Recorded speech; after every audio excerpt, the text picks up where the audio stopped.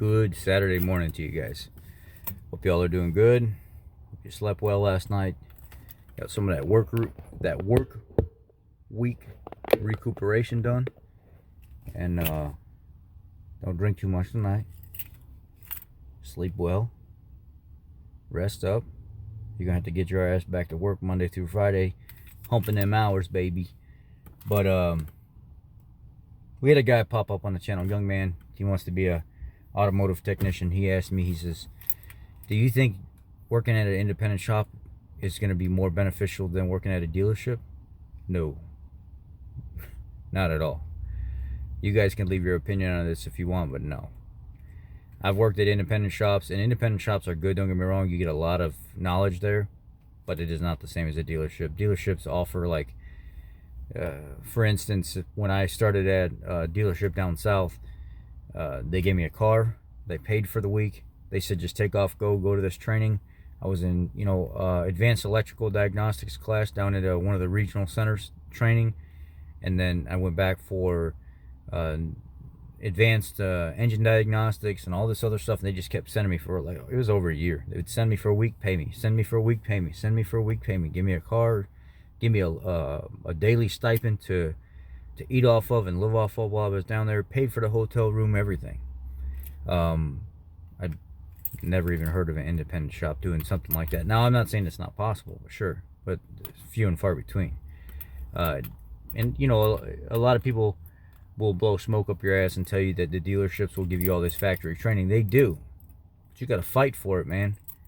I had to push and push and push and push just to get going. And once I got going, one of the Ford regional reps called that dealership and said, look, you have one guy that has half your certifications, which was me. And there's no other technicians in the shop that have even been to school yet. You need to get the rest of these certifications done, or else you're not going to be eligible to do warranty provision repairs. Get it done. So that was Ford's warning to them, and they were like, oh crap, he's going to be the fastest one to get through the school and actually get everything done. The other guys, they were kind of iffy about on whether or not they were going to go past the class or even show up, because some of them were drinkers and stuff like that. And some of them were, they just weren't your type of person that you can count on going to that class and staying in that class and not screwing up or whatever. So they just sent me to everything for over a year. Just kept sending me and sending me and sending me. And on top of that, with my FAC training and stuff, actually going to the Ford Accelerated Credential Training Center and doing all my initial training before I even went to Ford, my international ITEP stuff, MSAT, my international MSAT stuff, the manufacturer's specific absolute training, and then my automotive and diesel and body school and industrial, all this other stuff that I did, all this training over the years, years of going and doing this stuff. They felt like I was the best fit for being in that schoolroom atmosphere environment to make sure that I represented our company properly. And I went and I just kept training and training and training. I've never seen an independent shop do that. The company where I'm at now, 401k, medical completely paid for, non-union. I make about $2-3 more than a union guy. We do have union shops. We have 13, I think we're going on 12 or 13 dealerships now. Some of them are union, but they also have to pay dues. They work off a minimum. Honestly, and I'm not going to talk shit about all union guys, but a lot of union guys, when they know that they have a minimum overhang, let's just say it's like a 35-hour week.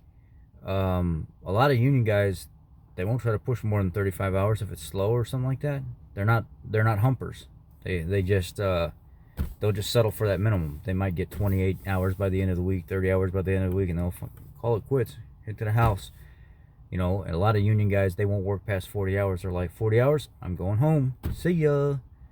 That's what we often see in a lot of our union shops and it's just it's a resonation through the community that a lot of union guys won't work past that. They won't try to push past. And not, again, like I said, I ain't talking about all union guys, because I was union. But I realized the union did not have my best interest. When shit happened, they did not represent me properly. They didn't even seem like they were interested in getting involved. And I actually ended up getting fired from one job the day I was supposed to be brought into the union, and the union was actually coming out to sign me. They used me for the probationary period to get all these trucks up and running. And once I got all the trucks up and running over this 90-day period, on the day of getting signed into the union, they let me go. And they said, "Oh, we don't need you no more. We have a maintenance tech that can keep the fleet going now. Thank you." The union never did a damn thing about it because I wasn't officially signed. So there's a lot of pros and cons to things. Independent shops, they just they're not for me. The medical care typically isn't there. It's nice having the corporate parties and stuff like that, and having the employee bonus giveaways and all this other stuff every year, and feeling like that somebody cares. My dealership is small enough but not so big that they actually still see us and care about us to an extent. You know. Independent shops, they just don't have, I just don't see the same fringe benefits. I don't see, like, I've been to 4 doctor appointments and I paid $32 the first appointment, and then didn't pay anything for the second one. The third and fourth one I paid like $44 total or something. I don't know what it was, something like that.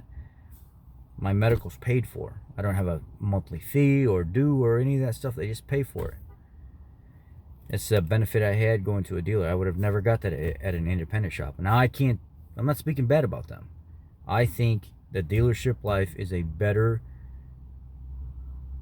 get better fringe benefits working for the dealer. You get taken care of better working for the dealer. There's more school opportunities. There's more room for advancement there. When it comes to being taken care of and actually supporting your family and your livelihood and stuff like that, whenever the shop is slow and your union, sometimes they have what's called a guarantee. They'll say, you know what, just be here. We need you for work, but if it gets slow and this week you don't quite reach that 35 hours or go over, we're going to guarantee you that you're still going to get paid 35 hours. So if you only book 28 hours that week and it's a really, really bad week, you're still getting paid 35. That's your guarantee. In a regular shop, non-union, most of the time you're not going to get that. They're going to laugh if you try to do something like that because they want you humping. They want you pushing. Because they're just afraid a lot of union guys are going to do the minimum. And that's what they experience. They'll get right at that 35 hours or whatever, and they just slack off. Or 40 hours, and they slack off. They don't try to keep pushing. A lot of union guys, they could be really, really busy in the shop. They put their 8 hours in for the day. They're going home. They're not staying. A lot of the guys that are non-union, you see them, they're humping. They're still trying to push. So I would say the dealership life is definitely better than an independent shop when it comes to being taken care of. Fringe benefits, 401k, healthcare, company training, paid company training. That's what I and you know, the difference between an independent shop is they can choose whether or not they buy the tools, where Ford eventually will actually say, no, you need to have this computer program, you need to have these types of tools to service these vehicles, and they'll send them. They'll take a shipment and send them, and you'll have all of a sudden a bunch of big, giant, red, expensive boxes show up, and it's like, guess what, sucker? You waited too long to buy the tools, now you're buying them. They're at your dealership. You want to work on our cars under warranty, you're going to have to be able to service them with the right tools, so they're yours now. They just show up. Independent shops, they, I like that because I get so tired of not having the tools that I need to do the job at times whenever new vehicle models and new technology comes out. I like when Ford does that because it makes the dealer do their part on making sure we have what we need. And now an independent shop, say I was working at an independent shop and I had that issue, they could sit on it and sit on it and sit on it and sit on it and never do nothing about it. And then there was nobody that would actually try to force their hand in saying, no, you need to get these guys what they need to do the job. Anyhow, dealership for me, that's where it's at. The dealership life is better. It's my facts. People can leave whatever they want in the comment section. I'm not saying this, I'm not doing this to piss anybody off, but if you want to leave some comments here for the young man to actually figure out where he should go, I would appreciate that as well, without attacking me. There's no reason to attack me. These are my opinions and my experiences. Now you can share yours if you want and help the young man out. Thank you.